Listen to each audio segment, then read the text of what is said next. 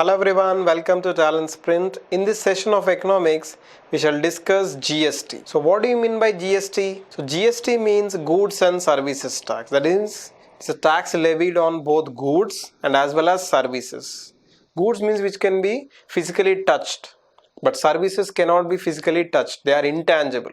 Goods means they are tangible. So on goods and services, this is levied, this GST. We'll see what are these in detail. Okay, so first the facts about GST. So what are the facts about GST? The GST, it was recommended by a committee called Vijay Kelkar. The Vijay Kelkar committee has recommended for the establishment of GST tax, for the levying of GST tax in India. And GST subsumes most of the indirect taxes only, not direct taxes. We have learnt in budget topic what are direct and indirect taxes. So direct taxes means they are levied directly on the person. Indirect taxes means they are levied on the products consumed by the person, like excise duty, customs duty, like that. Okay, so for both central and state indirect taxes, it is replaced by single GST. Central indirect taxes and state indirect taxes are replaced by single GST. Okay, and there are some exemptions like alcoholic liquor and petroleum products are exempted from GST. So first we shall see what are the taxes which are taken into GST. From central side we have excise duty. Excise duty is levied on the products which are made within the country. Okay, and service tax for the services provided. Suppose if you go to hotels, there will be services. Education is a service, health is a service, tourism is a service. Okay, and also additional customs duty called countervailing duty. So these are the three indirect taxes levied by the central government. Now these are taken into GST.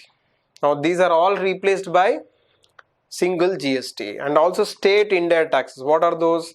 Sales tax. It is also the state VAT. Okay, and entertainment tax. Suppose if I go to movie, that is levied by the state government. Entertainment tax. Next, luxury items. On luxury items, lottery, gambling, etc. These are also levied by the state governments. And also state octroi and entry tax. Octroi means on transportation. Suppose any vehicle moves from one state to another state, octroi tax is levied. So these are the state indirect taxes. So these are the total indirect taxes of both central government and as well as state governments. So now these are all replaced by single GST. Earlier there were lot of taxes. So now these are all taxes are replaced by single GST. All indirect taxes only. Please remember this. Okay. So moving on to the next, some more facts about GST. So GST has come into force in India from 1st July 2017. The tagline of GST is one nation, one tax, one market. Means one nation, only one tax, and we want to have only one market instead of having more taxes. The first state to pass GST bill, after the parliament has passed the GST bill, the states have to ratify because it comes under Article 368, the third type of component, because GST involves states, right? So states will lose money. Earlier, states were levying their own taxes. Now if GST comes, states may be losing their money. That is their argument. So states should also pass this bill. So first state to pass GST bill was Assam. The last state to pass before 1st July 2017 was Kerala. Why I am mentioning is, these have come in many GS examinations. And the only state to pass GST after 1st July is Jammu and Kashmir. Okay, clear with this? So first state to pass is Assam, last state before 1st July is Kerala, and only state, that means 28 states and 7 UTs have already passed. Only state to pass after 1st July is Jammu and Kashmir. Okay, moving on to some more facts about GST. So GST was added to the constitution through 101st and 122nd constitutional amendment bills introduced in 2014. to give constitutional status to GST. So it has added 246A, 269A and 279A articles to Indian Constitution. These are the three articles added for GST establishment in India. Okay. Moving on to the establishment of GST Council. It is mentioned in article number 279A. So what is GST Council? It is headed by the Union Finance Minister. Whoever is the Union Finance Minister, he will be heading the GST Council. And the state finance ministers will be members of this GST Council. What does it do? It makes recommendations about everything about GST. How much should be the tax rates? What are the compensations to the states? What are the items to be kept in the different tax slabs, etc. So everything about GST is decided by the GST Council. So GST Council is headed by the Union Finance Minister. Okay. Moving about GST application. So GST is applied in 3 stages. Okay. The first is, generally goods will be moving between 2 or more states. It is called interstate sale between 2 or more states, and goods will be moving within same states. Okay. Between one state, the goods will be moving from one district to another district. That is called intrastate sale. Okay, interstate sale is between 2 or more states, and intra-sale state is between the state.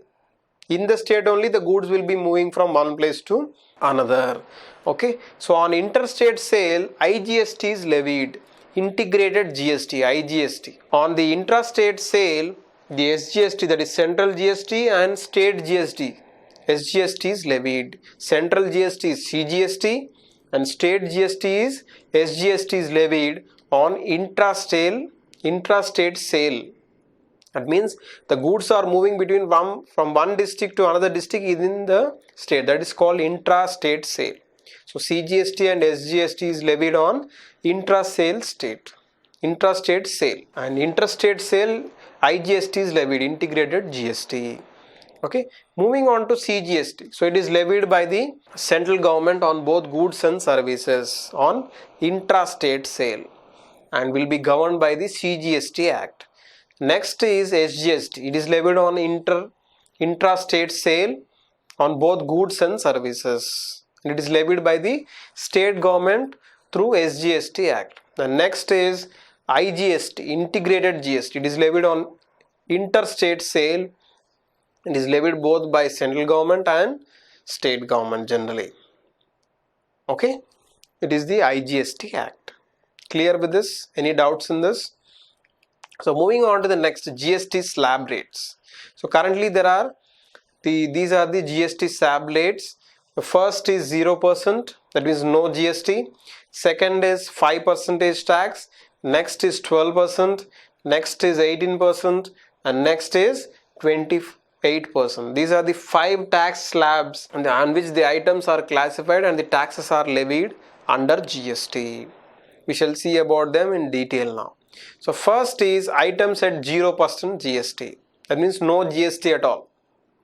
So these include milk, jaggery, salt, prasad, tender coconut powder and unbranded products like honey and paneer. These are some of the goods at 0% GST. There are 1400 items. Okay, no need to remember all of them. We are seeing only important ones. Moving on to the next type of GST tax slab, that is items at 5% GST. So on this we have kerosene, coal, tea, spectacles, cashew nuts, raisins, packed paneer, agarbatti and footwear less than 500 rupees, like that. So these are some of the items at GST is levied of 5%. Next is 12% GST, and there are some goods like butter, ghee, almonds, fruits, nuts, etc. Okay, umbrella, etc. All these are mobiles. 12% GST is charged. Okay. Next is 18% GST. So what are the items under 18% GST? Where GST is levied at 18%? Hair oil, toothpaste, computers, ice creams, printers, CCTV, staplers, etc. These attract 18% GST in India. Okay, and moving on to 28% GST, the last slab rate of GST. And what are the items in it? Small cars, high-end motorcycles, luxury items like BMWs, consumer durables like AC, air conditioner and refrigerators, etc. So these are the 5 tax slab rates on which GST is levied on different items. No need to remember all of them, just remember 1 or 3 or 4 from each tax slab. Okay, generally questions don't come from this because there are 1400 items in which these 5 tax slabs are subcategorized. Okay, so moving on to the GSTN, Goods and Service Network. Okay, so what do you mean by Goods and Services Tax Network? So it is a non-profit and non-government organization. So what is the aim of it? It will manage the entire IT system of GST, because which is a mother database for everything in GST. So all the IT software solutions for GST, suppose I want to file IT returns under GST, so I can do through the software provided by GST and Goods and Services Tax Network. Okay, so it gives a unique number for each taxpayer. Okay, generally based on the PAN number, permanent account number. Okay, the GSTN ID. Clear with this? So moving on to the GSTN shareholding. Who are the persons who hold the shares in GSTN, Goods and Services Tax Network?